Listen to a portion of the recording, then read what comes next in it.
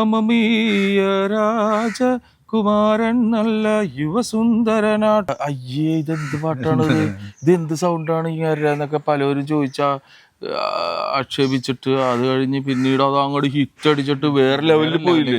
ടെമ്പോയിൽ കയറിയിട്ട് കാസർഗോഡ് ഭയങ്കര സൗണ്ടുകളൊക്കെ വെച്ച് അങ്ങനെ അനുഭവിച്ച കുറെ കലാകാരന്മാരുണ്ടല്ലോ. അതിന്റെ ഉള്ളിലൊരാളാണ് ഞാനും. ഇനി എനിക്ക് ചോദിക്കാനുള്ളത്, ഈ കലാരംഗത്തേക്ക് വന്നിട്ട് ഏകദേശം 25 വർഷത്തോളം അതിന് മേളിലായിട്ടുണ്ട്. അതിന് മേളിലായി.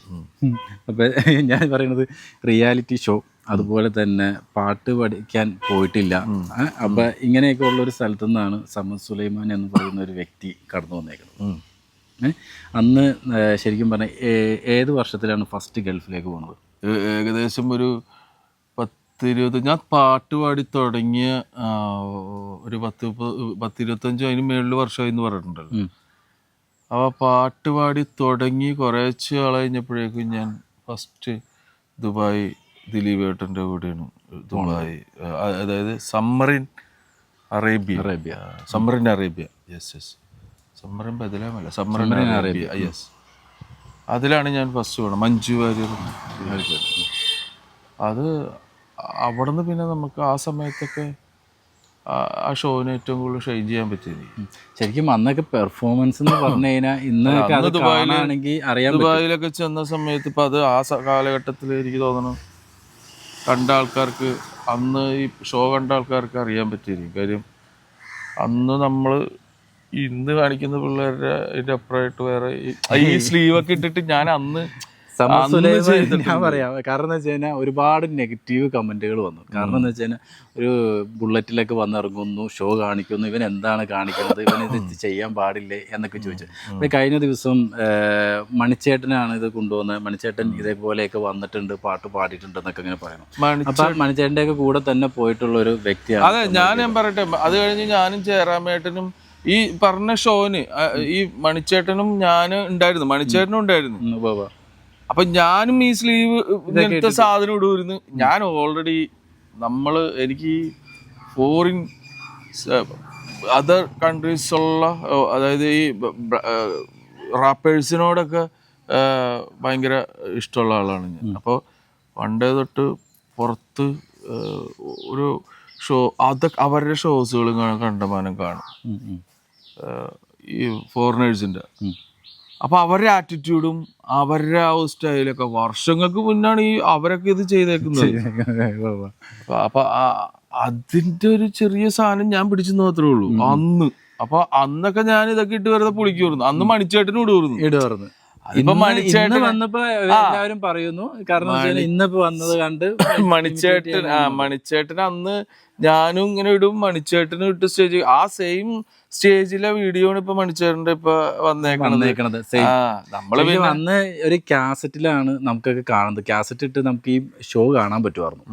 ഷോ കാണാൻ പറ്റും. അന്നൊക്കെ സമീകയൊക്കെ പാട്ട്, നാഷികയുടെ കൂടെ നിന്ന് പാടുമ്പോ ജുംബലക്ക ആ സാധനമൊക്കെ ശരിക്കും പറഞ്ഞാൽ അന്ന് ഭയങ്കരമായിട്ട് പെർഫോം ചെയ്ത് അന്ന് എടുത്ത് ചാടുകയും മറിയുകയും ഒക്കെ ചെയ്തുകൊണ്ടിരുന്ന ഒരു വ്യക്തിയാണ് ഇത്. ഇന്ന് നിങ്ങൾ ഈ നെഗറ്റീവ് കമന്റ് ഇടാൻ നേരത്ത് നിങ്ങൾ ശ്രദ്ധിക്കുക, എന്താ വെച്ചാൽ 10-25 വർഷങ്ങൾക്ക് മുമ്പ് 25 വർഷങ്ങൾക്ക് മുമ്പ് തുടങ്ങിയ ഒരു കലാരംഗത്ത് വന്നേക്കണ ഒരു പെർഫോമറാണ് സമദ് സുലൈമാൻ. ഇന്ന് ആ രീതിയിലേക്ക് കടന്നു വന്നിട്ടുണ്ടെങ്കിൽ അത് ഡെവലപ്പ് ചെയ്ത് വന്നേക്കുന്നത് തന്നെയാണ്. ഇതുപോലെ ബാക്കിയുള്ളവർക്കൊക്കെ വരാൻ പറ്റി ചെയ്യുന്നുണ്ടെങ്കിൽ അത് ഇപ്പോൾ വന്ന് ഒരു എന്താ പറയുക 1-2 മാസം കൊണ്ട് ഒരു പാട്ട് ഹിറ്റായി പെട്ടെന്ന് വന്നിരിക്കുന്ന ഒരു കലാരംഗത്തേക്ക് വന്നേക്കാണ്.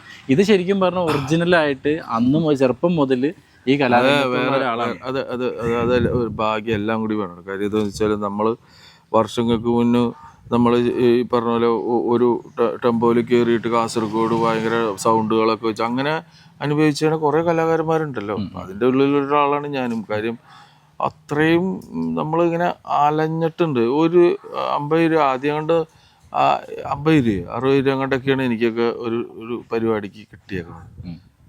അവിടെ നിന്നാണ് നമ്മൾ ഇങ്ങനെ ഒരു സാധനത്തിൽ ഇപ്പോഴെങ്കിലും അത്യാവശ്യം ജീവിക്കാനുള്ളൊരു പൈസ മേടിക്കാവുന്ന രീതിയിലായതും അത്യാവശ്യം ആൾക്കാർക്ക് കുറച്ചെങ്കിലും ആൾക്കാർക്ക് നമ്മളറിയാം എന്നുള്ളൊരു സാധനമുണ്ട്. പക്ഷെ ഈ അതൊക്കെ ചൊല്ലിട്ട് വേറെ ഇപ്പൊ പുതിയ പിള്ളേരെ പറഞ്ഞിട്ട് അവരുടെ ഇനിയുള്ള ജനറേഷൻ അങ്ങനത്തെയാണ്. കാര്യം വൻ പൊളിയാണ് അവന്മാര്. കാര്യം അത് നമ്മൾ പണ്ട് അങ്ങനെ കാണിച്ചിട്ടുണ്ടല്ലോ, അതിലൊന്നും വലിയ കാര്യമൊന്നുമില്ല. കാര്യം അന്ന് ഞാനത് കാണിച്ചിട്ടുണ്ട്, ശരിയാണ്. പക്ഷെ അത് ഈ പറഞ്ഞ പോലെ അന്ന് മീഡിയാസ് ഇതില്ല, അത്രയില്ല, സോഷ്യൽ നമ്മൾ ഈ മീഡിയ കാസറ്റ് മാത്രമേ ഉള്ളൂ. പക്ഷെ അത് ഇപ്പൊ എന്നത്തെ പോലെ മീഡിയാസ് ഉണ്ടെങ്കിൽ ഞാനിപ്പോ വേറെ ലെവലിൽ നിന്നേനെ. കാര്യം നമ്മള് അങ്ങനത്തെ ഒരു പരിപാടിയാണ് ഫുൾ അന്ന് ചെയ്തിരുന്നത്. പക്ഷെ ഇപ്പോൾ ഉള്ള എനിക്ക് ഭയങ്കര ഇഷ്ടമാണ് വേടനെയും റാപ്സിയും മറ്റേ റാപ്പേഴ്സ്. ഇവിടെ ഉള്ള മലയാളത്തിലെ റാപ്പേഴ്സിനെയൊക്കെ ഭയങ്കര ഇഷ്ടമുള്ളവർ. അവരുടെ ആറ്റിറ്റ്യൂഡും അവന്മാരുടെ ഒരു സ്റ്റൈലും പരിപാടിയും അവരെ ഷോ കണ്ടന്റ് ചെയ്യുന്ന പരിപാടി അവന്മാരെ എങ്ങനെയാണ് ചെയ്യേണ്ടത് അത് അങ്ങനെ ചെയ്യണമെന്ന്. ഇപ്പം അതൊക്കെ ഫോറിനേഴ്സാണ് ഇതെല്ലാം അവിടെ നിന്നാണ് പോന്നേക്കുന്നതൊക്കെ. പക്ഷെ അത് ഇവിടെ കൊണ്ടുവന്നിട്ട് അവന്മാരെ അടിച്ച് അവന്മാര് കേരളത്തിലെ പിള്ളേർ വേറെ പൊളിയാണെന്ന് കാണിച്ച് കൊണ്ടിരിക്കുന്നതാണ്. അതൊരു ബുള്ളറ്റ് കൊണ്ട് വരുന്ന ഒരു സംഭവം എനിക്ക് തോന്നുന്നത് വേറെ ആരും ചെയ്തിട്ടില്ല. അല്ല, അത് ഞാൻ ഹാർലി ആയിട്ട് ഇപ്പൊ 3-4 സ്റ്റേജിൽ എൻ്റെ ബാൻഡിന്റെ ഷോസ് ഞാൻ അങ്ങനെ ചെയ്യണം.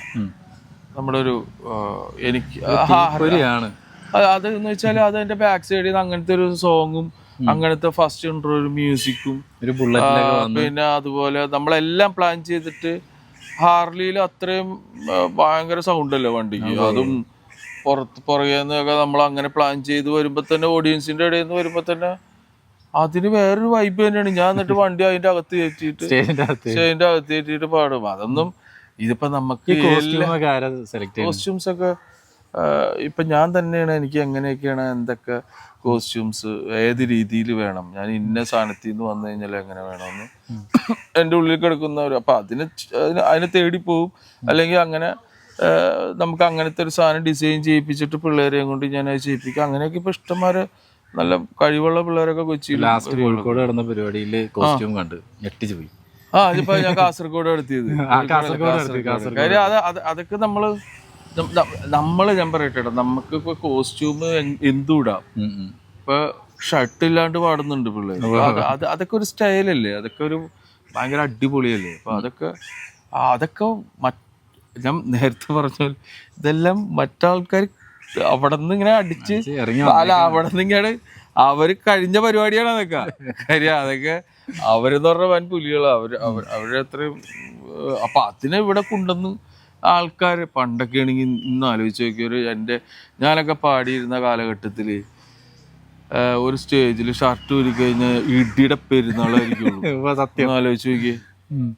എന്താടാ നീ അല്ല ഷർട്ട് ഇല്ലാണ്ടും ഇനിയിപ്പോ ട്രൗസർ എന്നിട്ടുണ്ട് അത് ഞാൻ എന്നാ ഒരു കളയണം. കാര്യം അങ്ങനെ പിന്നെ പൂരത്തെറിയൊക്കെ സ്റ്റേജിൽ ഇന്ന് വിളിച്ച് പറയുന്നുണ്ട്.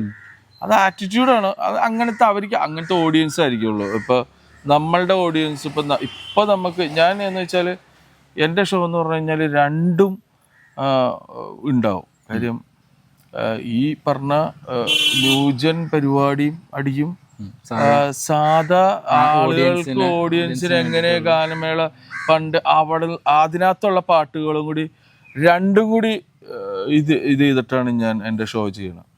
ഫുൾ അങ്ങനത്തെ ജനങ്ങളെ ഇപ്പൊ പഞ്ചാബി സോങ്സ് അങ്ങനെ നമ്മളുടേതായ കുറേ പരിപാടികൾ അതിനെ വേറെ രീതിയിൽ പ്രസന്റ് ചെയ്യുക എന്നൊക്കെ ഉള്ളൊരു സാധനമാണ് ഞാൻ എൻ്റെ ഷോ അങ്ങനെയാണ് ഞാൻ കൊണ്ടുപോകണം. അല്ലാണ്ട് മറ്റേതായിട്ട് മാത്രം അത് അവർക്ക് വേറൊരു ഓഡിയൻസ് ഉണ്ട്. ആ ഓഡിയൻസ് പിള്ളേരൊക്കെ ഫുൾ ജാം ചെയ്ത് സാധാരണ ആൾക്കാർ വെറുതെ നിന്നിട്ട് ഇങ്ങനെ കേട്ട് കഴിഞ്ഞാൽ അതിൻ്റെ ഇടയിൽ പോകാൻ നമുക്കിത് ഒരു ന്യൂജൻ പരിപാടിയാണ് പോകാം. സമദ് ബാൻഡ് അങ്ങനെയല്ലേ? മാഡ് എന്നാണ്. മാഡ് എന്ന് വെച്ചാൽ മാഡ് എന്ന് പറഞ്ഞാൽ മാഡ് വലിയ ലെറ്ററിങ്. മാഡ് എന്ന് പറഞ്ഞു കഴിഞ്ഞാൽ പ്രാന്തന്മാരെന്നുള്ളൊരു സാധനമാണ്. അത് ആ സമദ് എന്നുള്ള സാധനം തന്നെ ഞാൻ ആ പേര് അങ്ങനെ ആക്കിയെന്ന് മാത്രമേ ഉള്ളൂ. വേറൊരു മ്യൂസിക്കിൽ പ്രാന്തുള്ള ഒരു സാധനം അങ്ങനെയാണ് പോണത്. അതാണ്. അപ്പോൾ ഇതൊന്നും നമ്മളുടെ അവകാശങ്ങളോ നമ്മൾക്ക് അവകാശപ്പെടാനോ ഒന്നുമില്ല. നമ്മൾക്ക് എൻ്റെ തലയിൽ ഉദിക്കുന്നതല്ല മറ്റുള്ളവൻ്റെ തലയിൽ ഉദിക്കുന്നത് അല്ലേ. എല്ലാവരും അച്ഛന്മാർ ഞാൻ നേരത്തെ പറഞ്ഞ പോലെ ഇപ്പോൾ ആളുകൾക്ക് ചോദിക്കാവുന്ന ഒരു ചോദ്യമായിരിക്കും. എനിക്ക് പ്രേക്ഷകരുടെ ഭാഗത്തു നിന്ന് തന്നെ ഒരു ചോദ്യമാണ്.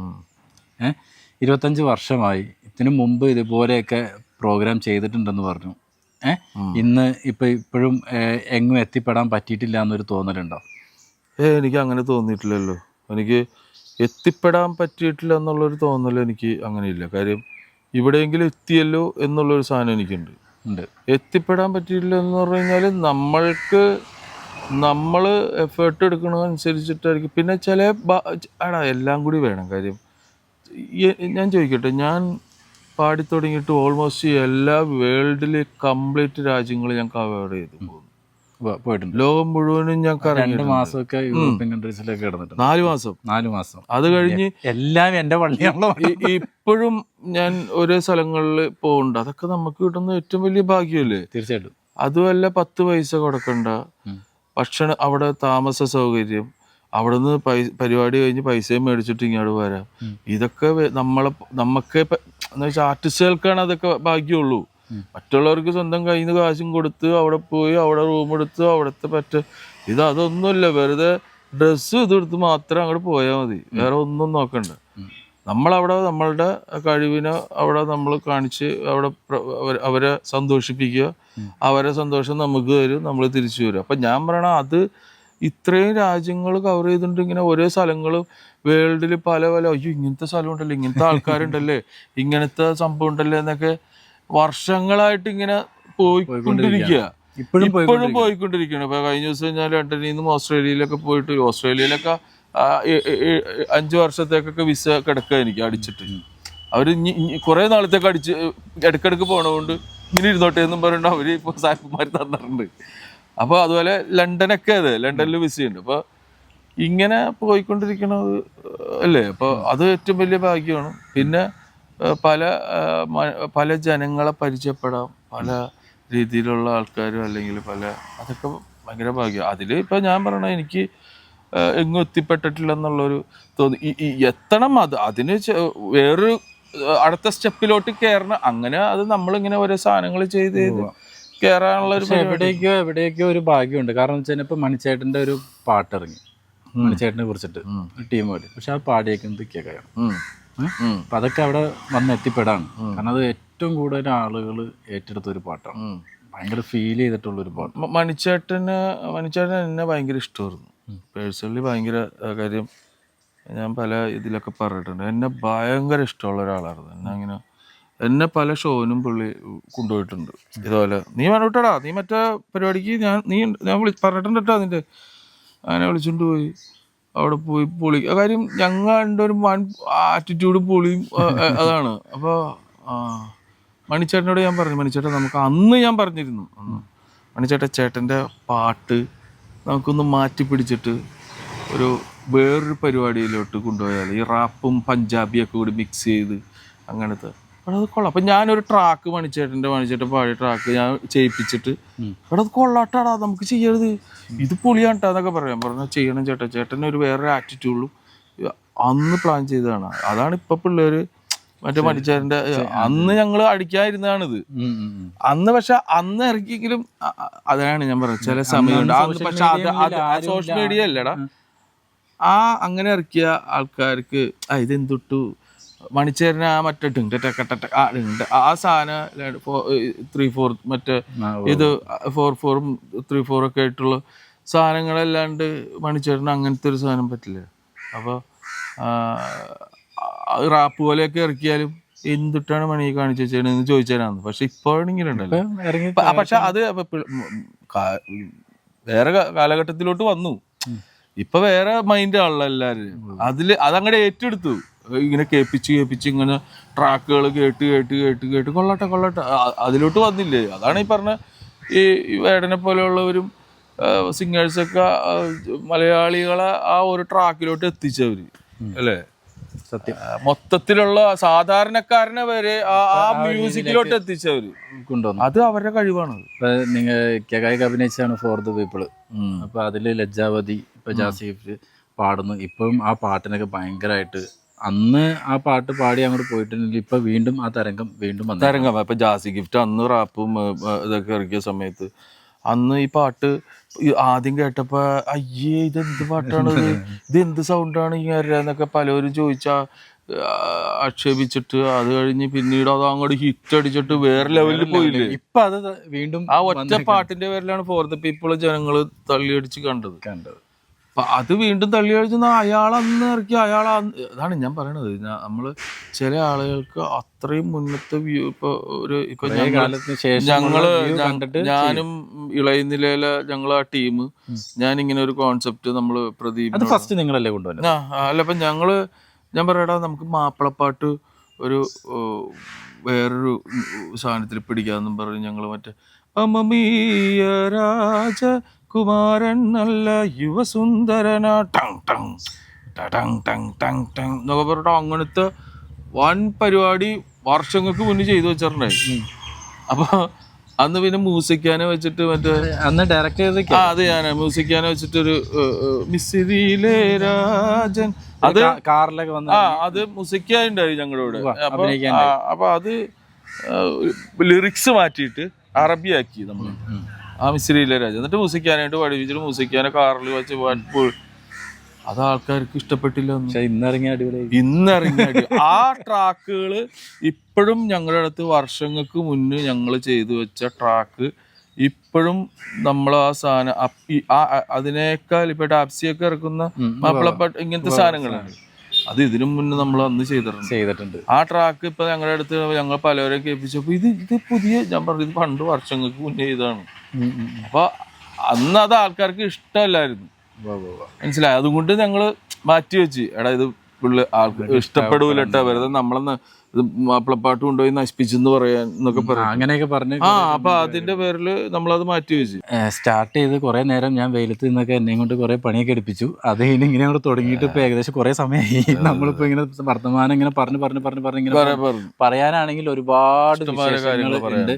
പിന്നെ അത് മാത്രമല്ല ഇവിടെ വേറൊരു ലോകമാണ് ഇത്. ശരിക്കും പറഞ്ഞാൽ വേറൊരു എപ്പിസോഡിൽ ഇനി കാണിക്കാം. നമുക്ക് എനിക്ക് ഭയങ്കര പെറ്റ്സുകളോടും അല്ലെങ്കിൽ എല്ലാ ചെടിയും. പക്ഷെ എന്താണെങ്കിലും ഇവിടെ വന്ന സ്ഥിതിക്ക് എനിക്ക് ഒരാളെ കാണാതെ പോകാൻ പറ്റൂല. രാജപ്പനെ അത് ആൾക്കാർക്ക് രാജപ്പൻ എന്ന് പറഞ്ഞാൽ ഭയങ്കര, പ്രത്യേകിച്ച് ലേഡീസിന് വേറൊരു ട്രാക്കിലോട്ട് പോകുമെന്ന് ഓർത്തിട്ട് ഞാൻ പതുക്കെ ചവിട്ടി.